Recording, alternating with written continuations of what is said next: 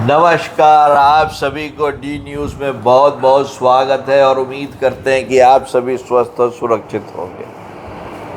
आज मैं बात करने वाला हूं यूपी के इलेक्शन के बारे में और अखिलेश यादव जी के और कांग्रेस के कॉम्बिनेशन के हालात के ऊपर। अखिलेश यादव जी इस बार 80 का 80 सीट जीत रहे थे। उसके बाद उन्होंने थोड़ी सी डिस्काउंट दी और बोले कि एक सीट हम दे देते हैं बीजेपी को। 79 पे हम जीत रहे हैं, जिसमें से 63 तो समाजवादी पार्टी जीत रही है और जो बाकी का है वो मेरे जो अलायंस पार्टनर हैं वो जीत रहे हैं, जिसमें कांग्रेस पार्टी भी है।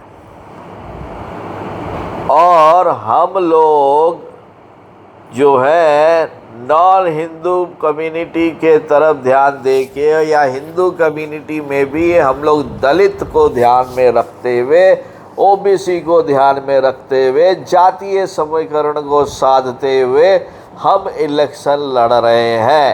हमको ना तो विकास से मतलब है, ना तो समाज से मतलब है, ना तो इंटरनेशनल अफेयर से मतलब है, ना तो इकोनॉमी से मतलब है। हम सिर्फ हल्ला करेंगे बेरोजगारी, और दूसरा हम हल्ला करेंगे कि भैया सुरक्षा नहीं है, हर तरफ संविधान खतरे में है, वो मोदी संविधान बदल देंगे। और दूसरे तरफ मोदी बोलेंगे वो राम मंदिर बंद कर देंगे, वो 370 ले आएंगे, और सब का सब बोगस है दोनों। भाई जो इलेक्शन होता है उसमें आप लोगों के लिए क्या कर रहे हो आपको बताना होता है।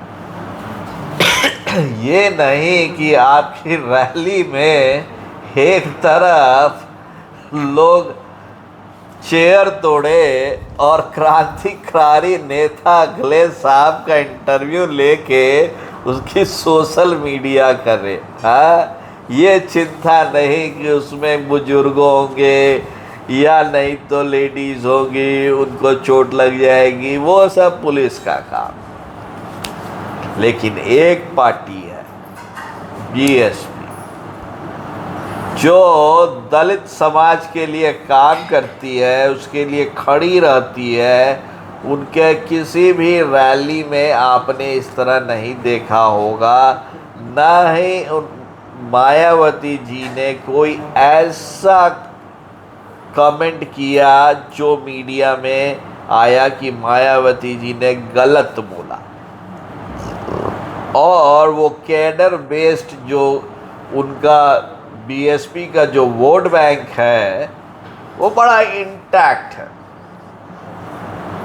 और 18% और 24% का टोटल यदि समाजवादी पार्टी और कांग्रेस पार्टी को लेके भी चले तो उसमें से तो भाई वो जीतने से रहे बीजेपी से, लेकिन उसमें भी यदि कोई डेंट मारा गया है तो ये मायावती जी की पार्टी ने मारा है। और ये समाजवादी पार्टी और कांग्रेस पार्टी तो आप भूल जाइए, यदि वो रायबरेली भी बचा लेना तो बड़ी बात होगी। लेकिन समाजवादी पार्टी को भी अपने कुनबे को दिया गया सीट बचाने के लिए खूब मेहनत करनी पड़ी, और ये सब अब अपनी हार का ठीकरा बहन मायावती जी पे डालने वाले हैं। क्योंकि उधर तो वो बोल ही रहे थे अखिलेश यादव जी कि मेरे को सपोर्ट कर दो, संविधान के खातिर कर दो। सोचिए, उधर कांग्रेस बोल नहीं पा रही थी तो अखिलेश यादव से कहवाया गया, ओपनली कहा गया कि बहन मायावती जी मेरे लिए कर दीजिए, ऐसा है कि आप मेरे को सपोर्ट कर दीजिए, मेरे मंत्री बन जाएंगे, फिर हम आपको गाली देते रहेंगे। तो बहन मायावती जी की पार्टी ने पूरा बेस हिलाकर रख दिया समाजवादी पार्टी और कांग्रेस पार्टी का, और इसके चलते बीजेपी को भी फायदा हुआ। यदि ये लोग अच्छे से रहते और मायावती जी को ऑन बोर्ड लेते तो तब पूरा का पूरा जो इन्वायरमेंट था और जो मानचित्र था उसमें यूपी में बहुत चेंज आता। लेकिन अब कहीं पे नीला हो सकता है, लेकिन जो लाल है वो बहुत कम रहेगा। आपका इस मामले में क्या कहना है, कमेंट कीजिए, इस चैनल को लाइक कीजिए, सब्सक्राइब कीजिए। तब तक के लिए आप सभी को बहुत बहुत धन्यवाद। सलाम, थैंक यू।